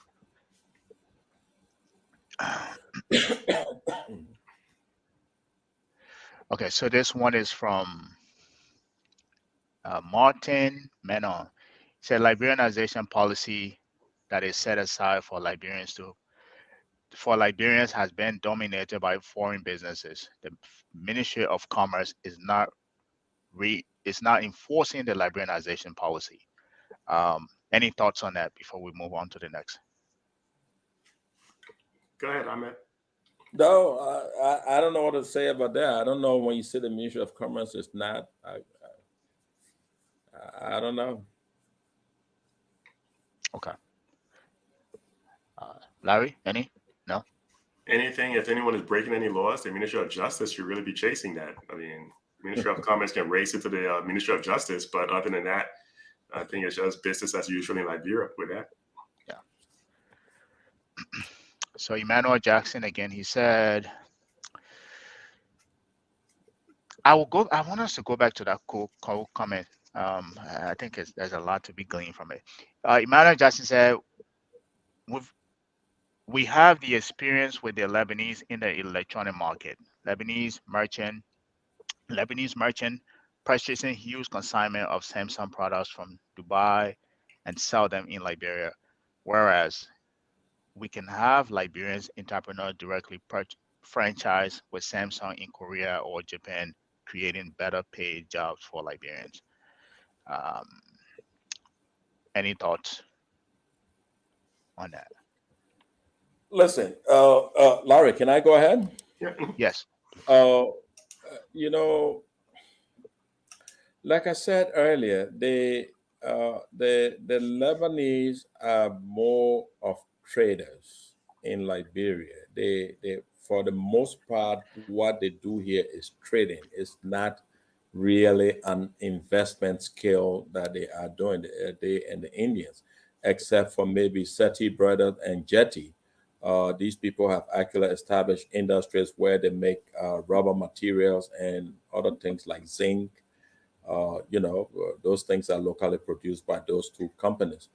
And then also another Lebanese owns the Mano Oil Palm Company, which was purchased from the Malaysian company. Uh, but other than that, the vast majority of these businesses are actually just trading. Now, when you say Liberian should have partnership with Samsung and brings Samsung product, the market is open. I don't think there is any provision where Liberians are prevented from doing these things here. But sometimes certain people understand certain market and they know those opportunities are there, and they go after those markets and bring their product from Dubai and sell it here in Liberia. That is not to say that Liberians are also not venturing in other countries and bringing markets in Liberia to sell. For example, like I was saying earlier, the Fullers are highly engaged with the Chinese market. They buy a lot of things from China and bring it here. If you want certain things, there are certain people you go to and you can get the quantity. They can sit here and order those things. They have people in China that they deal with. The Lebanese are dealing more with the Dubai market.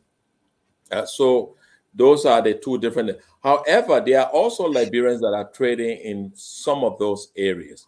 It may not be as noticeable as the Lebanese are, but they are there. It may be minimal. Again, these trading is really optional to every individual. It's what your own plans are, what you want to sell, what you want to buy and sell.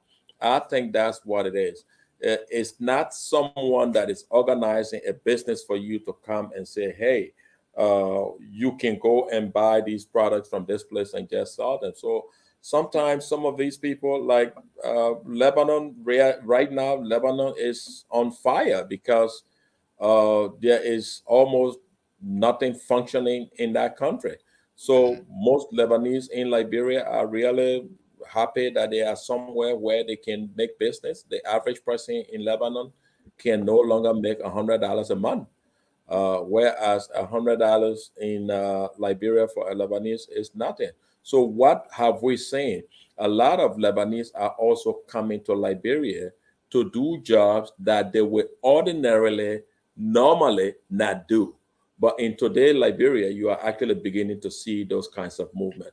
Why? Because there are no opportunities in those countries right now. There are no opportunities in Lebanon specifically. Okay. We also have the same situation with the Indians. India is one country. In fact, let me talk about India. Why is India at the bottom of that list?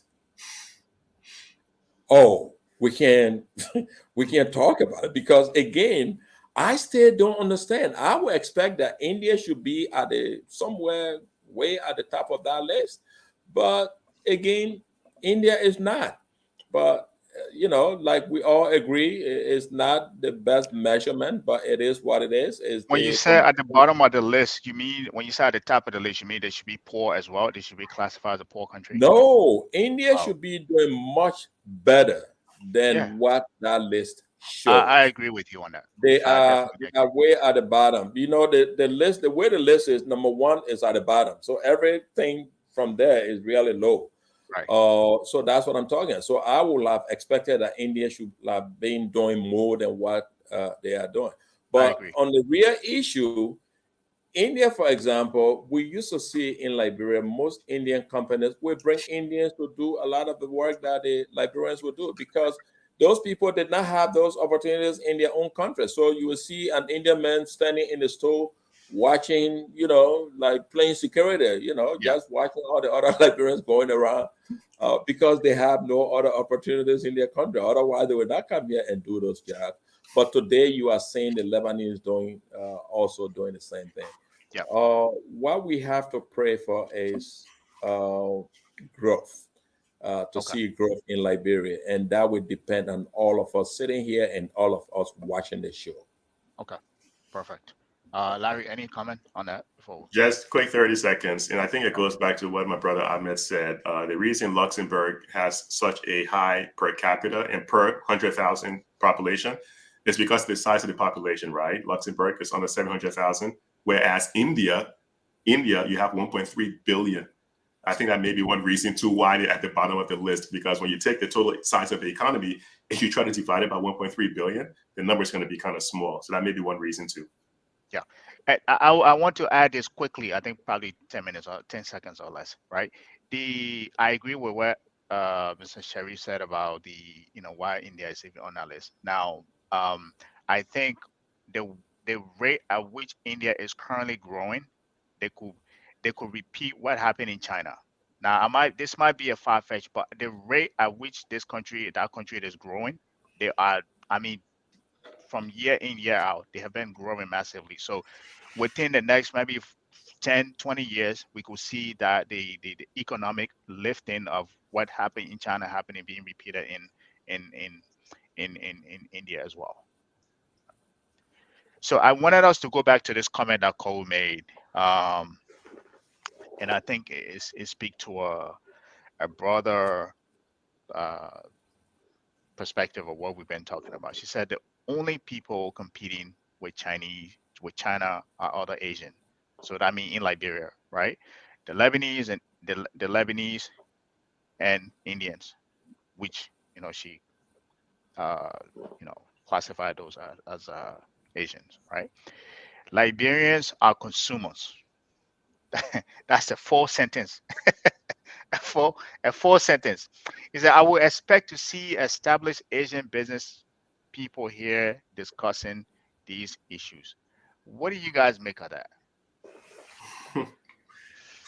It boils down to, and I have great respect for Carl. She's one of the highly intelligent female you will find on FOL. It has to do with access to capital. And I think the Lebanese and the Indians do have that access to capital as opposed to the ordinary Liberians. And you're absolutely correct. Liberians are in fact consumers. You can say consumers / spectators, right? But the only reason why you can have other Asians, I don't see them. I don't see them coming out and speaking against this because they all fall within the same bucket. You can't be in that Asian bucket, Lebanese or Indian, in another country, enjoying the benefits in that country, and at the same time want to criticize somebody else. So I really don't kind of see that. Hopefully I'm not going off topic. No, it's fine. But I think the only thing that needs to be done for Liberians to kind of be within the same arena, we need access to capital.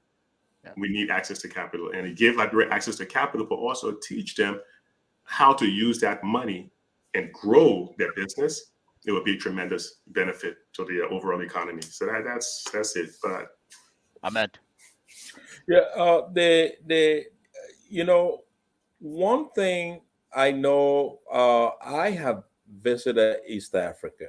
The Indian, not the Indian, the Chinese investment in Liberia or in West Africa per se is really minimal as compared to what you see in East Africa. You're and right. to be honest with you, somebody called me today and said, "Hey, why don't you guys build a railroad in Liberia along the southeastern corridor?" And I asked my friend, I said, "And how do you intend to pay for that?" And and he said, "Oh yeah, the same money you're using for the road, you can use it to build a railroad."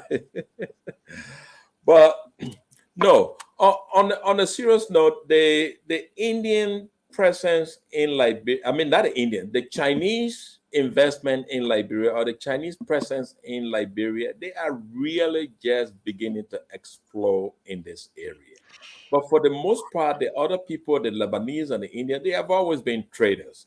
They do not really do a lot of investment in a lot of different areas, except for like maybe a couple of the companies that I named earlier.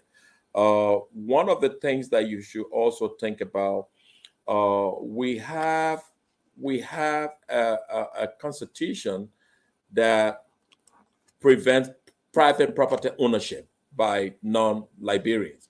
So that is also another thing that kind of affect our level of investments here. Um, because if somebody has to lease a land to build something, and if the lease is supposed to last for 25 years, trust me, the building and the structure that they are putting up, it will only be beautiful and fine enough to last for a good 25 years. And after that, you're going to have to do a major overhaul to keep that building standing. And that's why you see all over Liberia, most of the buildings that are built by the Lebanese, you go there, it's really beautiful. But after a few years, you will see a massive deterioration on these buildings. So there are a lot of things that we could really look at. But of course, some of these things you can't really touch them. But as far as the Chinese, we don't really have a strong Chinese presence here in Liberia. It's still mostly, Now, different.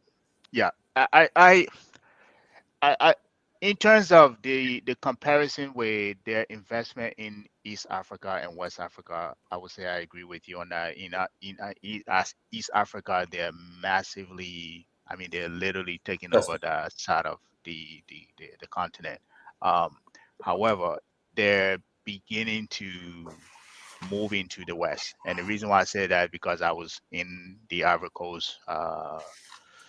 What was it? A few months ago, uh, right? And the same thing that we talked about here, the malls, right? There is the Abidjan Mall, right? Is owned by I think Asian guy as well, right? You go in the mall, most of the stores there. Um, so they, in as much that their level of investment in Liberia or West Africa may not be, you know, compared to what is happening in East Africa. It's beginning to to take hold. They're beginning to explore in on that side of the continent. Now, my thing is, there's always the best way to learn is from history. So what we see in East Africa, if we don't want it to happen in West Africa, we can learn from what has happened in East Africa and how to make sure that we have that level of protection in place.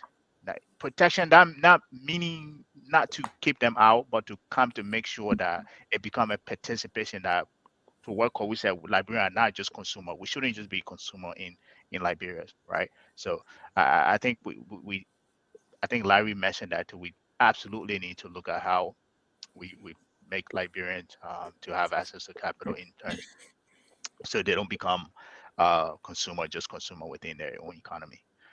Uh,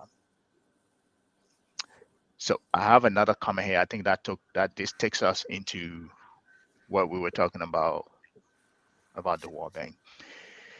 No, this is another that when we're talking about the 40 million. So what happened to the $3 million that were provided for SME under the Ministry of Commerce? Minister Wilson Tappert and Jemima Wolokoli went at loggerhead with accusation and counter accusation about, I think he meant about the mismanagement of the funds. We are still waiting the outcome. So that means there is a massive $3 million that just, you know, end up in accusation in terms of nobody know what happened to that money. It was intended for SME, and obviously the people who were supposed to be in charge going accusing each other of, what happened to it. Mr. Tappin, you are on ground. You are on ground. Have you heard anything about this? You said No. Mr. Tasman? Mr. Sheriff. Well, listen, we are discussing what is happening today. I can't even remember what I ate yesterday. Never mind talking about what happened between my colleague It and happened when you're getting old. yeah, I can't remember what I ate yesterday. Laura, what you ate yesterday? Man, I'm having a senior moment right now. I don't know. Uh, Yeah, so I can't remember what happened with okay. person. We will, Larry. Anything, or we can move on to the next comment. I No, don't. I haven't heard anything about that, so I we don't can know. move. I'm sure there's a lot of these kind of issues out there, but we can move on to the next comment. And I feel Martin's point, so I mean, Right. we can move on to the Yeah. next one. I said the World Bank money is about bad player on all sides. It's politics in and out. That is so true. I like the way that's phrased. Bad players on all sides. Exactly. The game is rigged. Yep. This is Flomo. I don't know if it's a he or she. They borrow all this money. Uh, no good impact on the country. And this is from Emmanuel. He says, we still have to pay the SDR special drawing rights loan from the World Bank on the RIA. We still have to pay. Um, this is Jude. I mean, thank you for watching. Continue to follow us. I said, definitely so. The World Bank is making business, and we will never develop our full potential as long as we continue putting ourselves in debt with the Bretton Woods institution, World Banks, and the IMF. Brilliant. All right. I don't think. I think these will. Okay, we have a couple more, and then we can exhaust. And we have this one. This person is always online. I think this is from YouTube. The person is watching on YouTube. I believe that infrastructure, roads, electricity, water, and sewer are needed throughout the country. Are needed throughout the country. Is the current or next administration capable of making a significant impact to infrastructure? How so? Any of you guys want to take a stab at that? Yeah, No. I think I can speak on this. Listen, in order to have a developed or advanced society, you need roads, you need electricity, you need water and sewer. When we were growing up, Monrovia had a viable sewage system, electricity that stay on most of the time for the most part. But of course, we went through a period where everything was destroyed. Now, these things are beginning to come back through the West African power pool. What does that mean? SLSG, they are actually sharing electricity between the Ivory Coast, who shares electricity with Ghana. If you look at countries with electricity usage in Ghana, I mean in Africa, Ghana surprisingly is one of the highest. I didn't know 87% of Ghanaians have access to electricity. Maybe majority of Ghanaians live in the major cities. I'm not sure how that is done.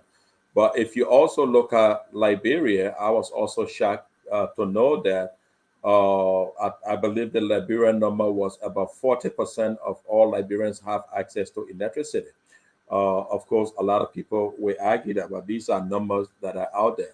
Now, when you are looking at countries with the highest electricity access in Africa, is the North African countries. That is Egypt, Morocco, Tunisia, and Algeria. Those countries, they say they have 100% electricity access. But yes, these are definitely things that you need. The water, whenever the dry season comes in Liberia, the water and seawater is still in more of what you call the developmental stage. But there is now distribution of water in larger areas. But I think the capacity to actually pump water for the entire city to be able to have access, that is still a struggle. Electricity, however, like I think I spoke on this sometimes ago, uh, there is electricity coming from the Sierra Leonean side into Liberia. So if you come from the entire Cape, not the entire Cape Mount, but along the highways of Cape Mount and even going as far as Ravenscourt, the capital city of Cape Mount, and then you come to Bombay County and also going all the way into Tottenham. So that's how they did it. They would pass through the county, but they would also go to the county capital. So there is electricity in Ravenscourt, there is electricity in Tottenham. Yep. But now that has come, but that has not finally reached the Broadville area. I think you heard recently that the people in Broadville are saying that they don't have electricity. Actually, that is true because they have not reached that area as yet. Uh, when you look at the side that is coming from the Ivory Coast, it has passed even Mount Bartlett, but it has not hit Monrovia. And there is also another connection that comes from the Buchanan area, which has also not hit Monrovia. But there is a plan to actually connect all of these grids into the into the Monrovia grid sometime in the very near future that will Mhm. give a huge relief to the power supply in and around Monrovia. But I think Perfect. I really see light at the end of the tunnel when it comes to electricity in Liberia. I think it is getting a whole lot better. Okay. Larry, any comment on that? No, I mean, They, what I I said. think the government should use Mr. Sheriff as their As their what? I rest my case. As their You what? know No. how to. You are the only person that I've met who know how to sound like. Even though I can come out here, I said, I would disagree with this guy. You were narrating, you explained it so much that so now I can be nodding my head and say, no, you're not supposed to be nodding your head. They Gabriel, should use you to be the campaign spokesperson. You're Gabriel, very good with your stuff. I'm just I don't know anything, man. I don't know much. I'm just a country boy from Of Cape Mount. course, of course, of course you Yeah. don't. Well, All right, we should be wrapping up. yeah, time is kind of fast spent. I think it's been a very healthy discussion. Gabriel, give a preview of what's coming next Saturday. So next Saturday we will be talking about development aid. I think some of that we talk about the World Banks, but mostly we're going to be looking at the Sustainable Development Goal, how it's supposed to the Sustainable Development Goal, the Millennium Development Goal. They set one goal to as lift people out of extreme poverty that failed, and then you revise that goal. They went on to another goal. We're going to be looking at the IMF, the World Bank, the United Nation, the USAID, right? And how their impact in these countries. They providing aid. You know, what have they done for those countries? Specifically, we're going to be looking at Liberia. So Mm, that's what we're going to be talking about tomorrow. What are the thank you. impact of aid? We call it the poverty Inc. You know, so that's what we're going to be talking about next Saturday, and we will have Maurice Kroman as our guest. You know, yeah. Thank you. Join us this evening at 7 p.m. Eastern on the Liberia History Channel. We're going to be talking about President Daniel E. Howard. That's part two of Daniel E. Howard. It's been established here on the History Channel that Daniel E. Howard was the first indigenous president, Bassa. And so we're going to go into part two. Come with all your questions and comments. We'll be right here at 7 p.m. on the Liberia History Channel. Gentlemen, again, thank you for the discussion. We talk about the China Mall. We talk about the LIVE project and also the Liberia being the 10th or the 8th poorest country in the world. Those were all good discussions. Let's take your closing comments here. Let me start with Larry. We'll go to Adme and then Gabriel will close us. Hey, thanks so much for inviting me, Dennis. Always a pleasure being here with you, with Gabriel, and so nice to be here on this platform with Ahmed Sharif. It's a pleasure meeting you, bro. So it comes down to this, right? So every country needs money to develop. I don't care what you call it. We all countries need money. How you get that money and your ability to repay that money, because like Ahmed said early on, there's no such thing as a free good. You need to be able to get money and be able to pay it off. is essential, because if you can show that you're responsible enough to take the money and pay it back, you're not going to get more money.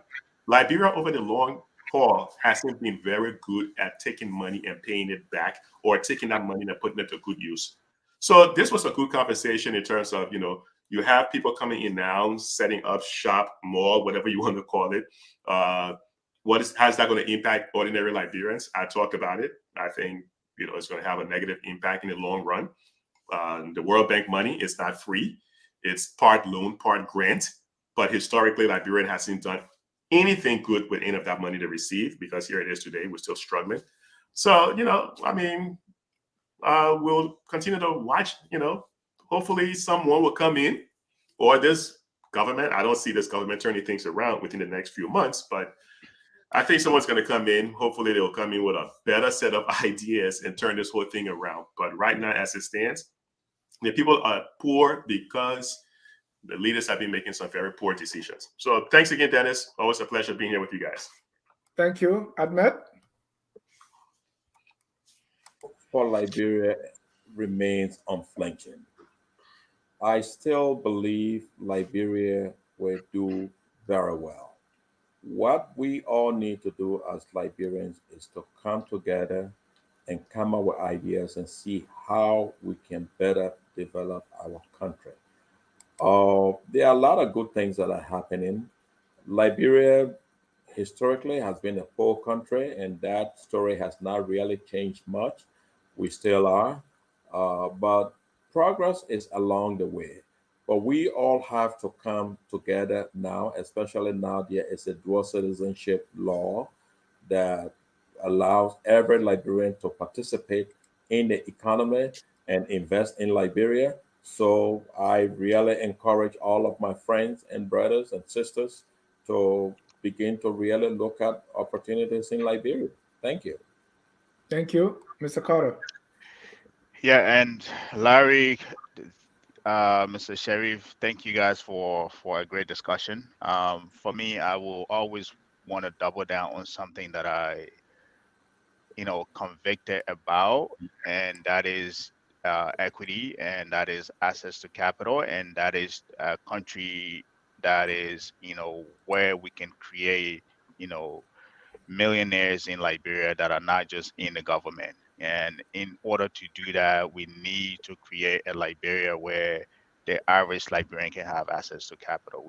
In order to do that, we need to create jobs in the private sector. And until we get to that level, or until we get to that place where we can stop Liberian having, companies that are growing within Liberia, that are able to hire people and create jobs, and they can take care of their own family, I don't think we're going to go anywhere. So this is something that I'm absolutely passionate about, and this is why I believe that any government that come in power, if they don't make that their priority, they don't, in terms of reforming the financial market to make sure that Liberians are able to go to the banks and financial institutions and get money, instead of this stigma that we put on Liberian that, oh, when they take money they don't repay.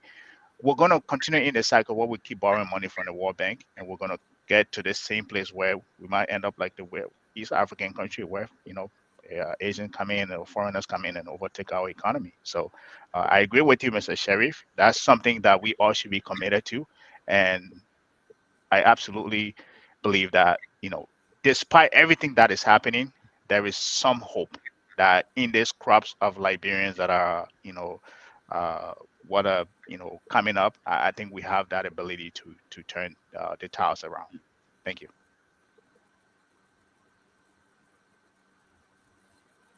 Thank you, gentlemen. We also thank our viewers, those watching now, and even those who will watch later. Always keep it here on Focus on Liberia, where we educate, we elevate, and promote all things Liberia. Until then, we close with our song that says, whether you believe the World Bank should be closed or encouraged, we are all Liberians.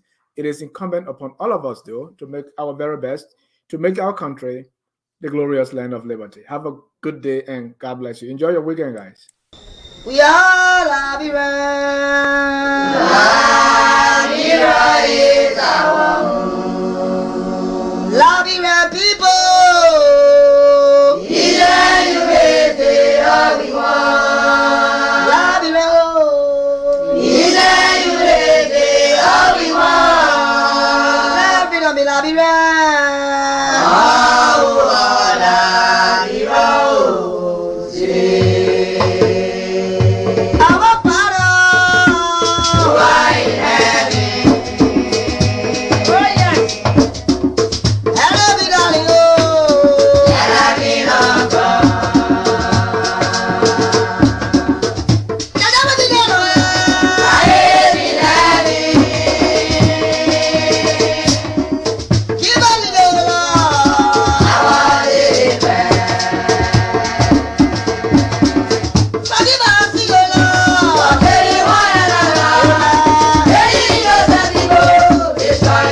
Baba.